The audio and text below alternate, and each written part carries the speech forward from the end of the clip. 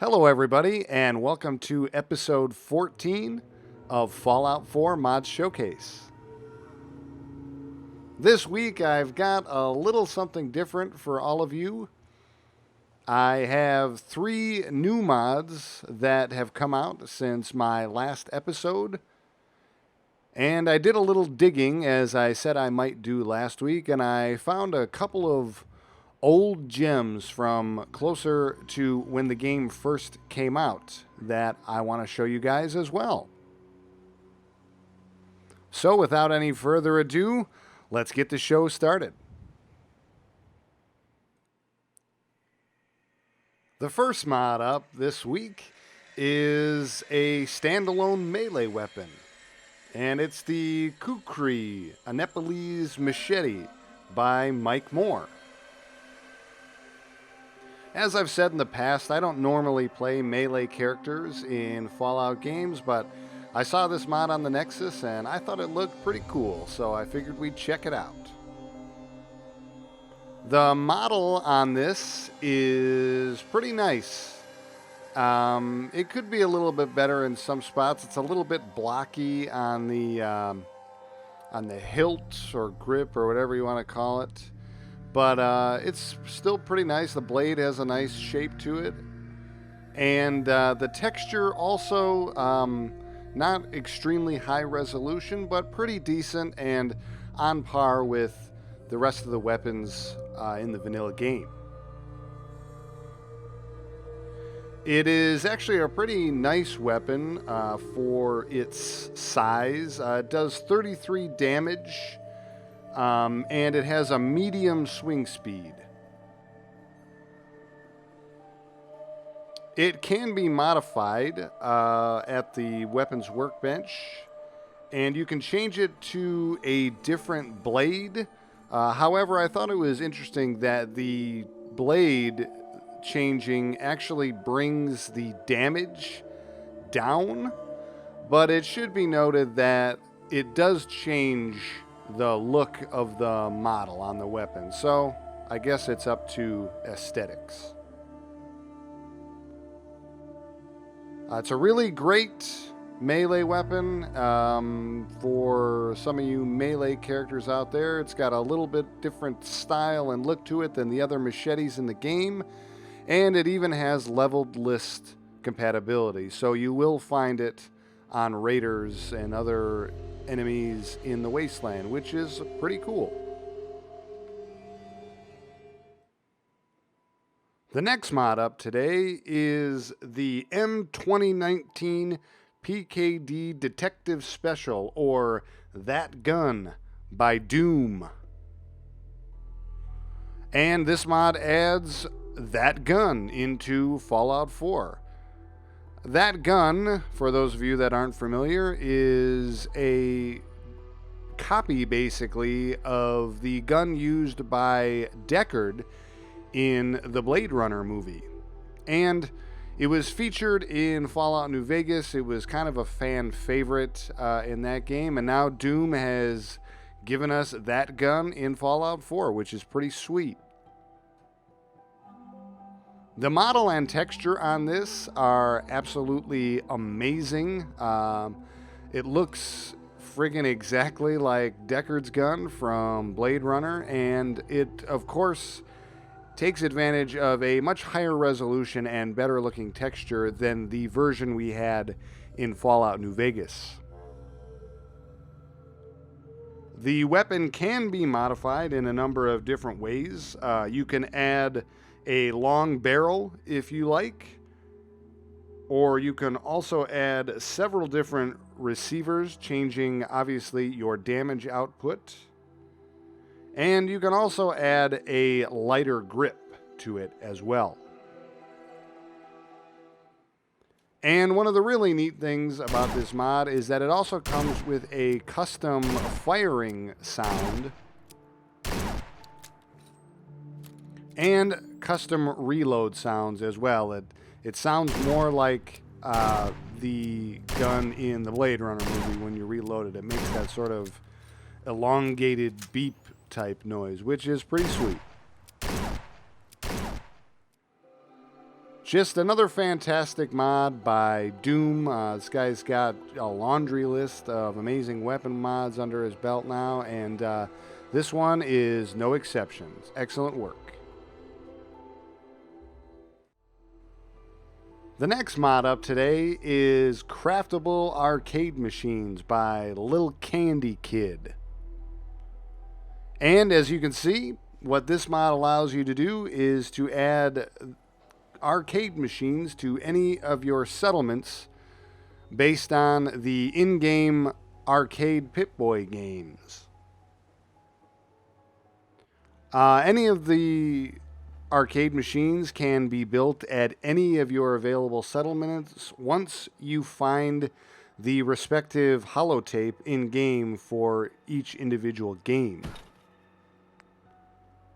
And once they are built, you can assign your settlers to them for happiness for your settlement, which I thought was pretty cool. The models on these are really, really nice. They look pretty cool. They'll definitely fit anywhere in game. Doesn't matter what kind of settlements you have. They look just fine, and it's just one of those really cool mods that's an excellent addition to the in-game Pip-Boy game feature, and I thought it was really interesting. Had to check it out. Great work. The next mod up today is Brotherhood of Steel Kit by Leyr. And what this mod does is it retextures a whole lot of the Brotherhood of Steel gear. The mod is available in both 4K and 2K textures, and it retextures basically all of the Brotherhood flight suits, or uniforms basically as they're called, and they all look a lot better than in the vanilla, especially the basic Brotherhood uniform. In the vanilla game, it is a really bright orange color, and not only is the texture improved with this mod, it is also a slightly darker color, and it looks a lot better. What I love the most about this mod is that it just doesn't seem to end. It literally retextures everything Brotherhood of Steel. It retextures the Field Scribe uniform, which looks a lot better than the original in the vanilla game. It also retextures the Lancer uniform, the bomber jacket uniform that the Lancer deck crews wear on the Pridwin, and those look absolutely amazing. The leather on the bomber jacket looks so much more realistic at the 4K resolution. It's absolutely amazing texture work. It even goes so far as to retexture the laser rifles in the game to a darker color, and the fusion cells that are used as ammo, the microfusion cells, are also retextured with this mod, giving them sort of a darker gray color. And same for the laser rifle. It favors more of a darkish gray type color, and I think they just look absolutely phenomenal. And of course, it also retextures and recolors the Brotherhood of Steel painted combat armor pieces as well. And basically, it makes them a lot darker, which is really cool. I think they look a lot better like that. I had a mod previously, simply known as Darker Combat Armor, that I covered a few episodes ago, that basically did the same thing.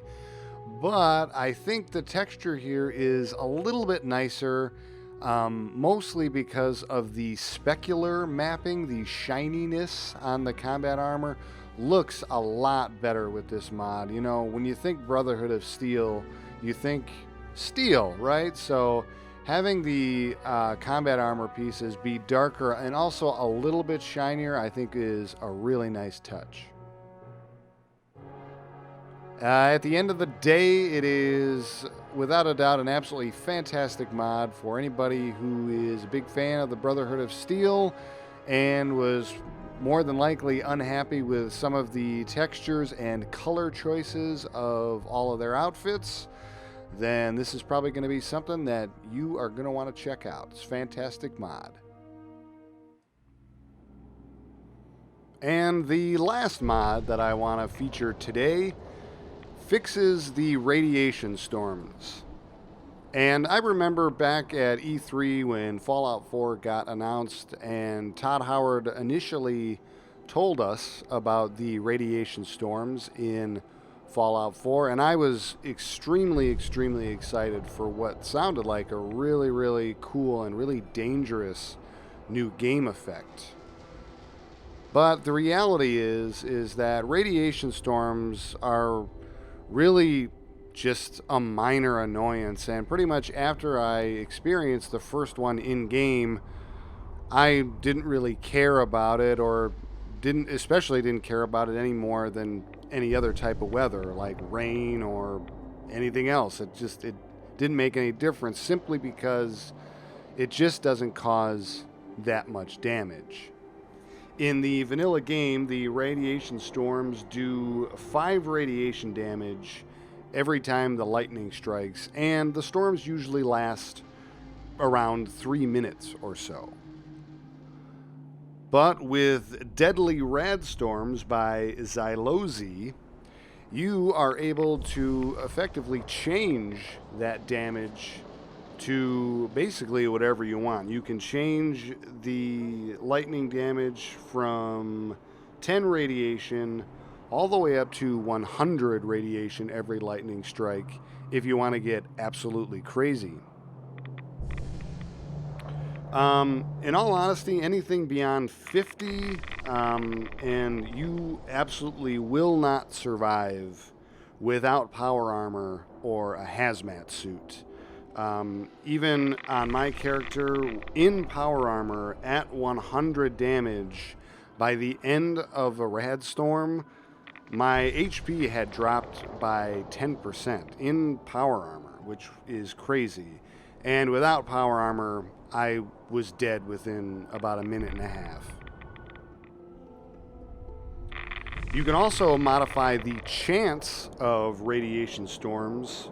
The vanilla game is 4% chance of having a radiation storm, and the mod allows you to change this from 10% all the way up to 100%, which I imagine would result in just basically a constant radiation storm all the time in your game.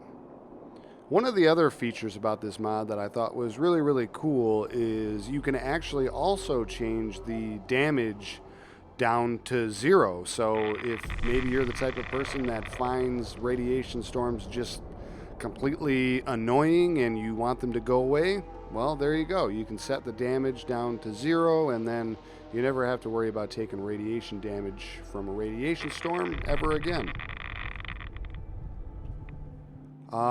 All in all, just an absolutely excellent mod. And for me, I think, you know, the plus 15 or maybe plus 20 radiation damage is just the sweet spot with this mod. At low levels, that would in fact be very deadly indeed. And even at higher levels, it makes radiation storms, you know, slightly annoying. But more importantly, every time you see one coming on the horizon, the first thing you think is, oh God, not another frickin' radiation storm. Ugh. And in my opinion, that's exactly what you should think every time that there's a Radstorm. So excellent work.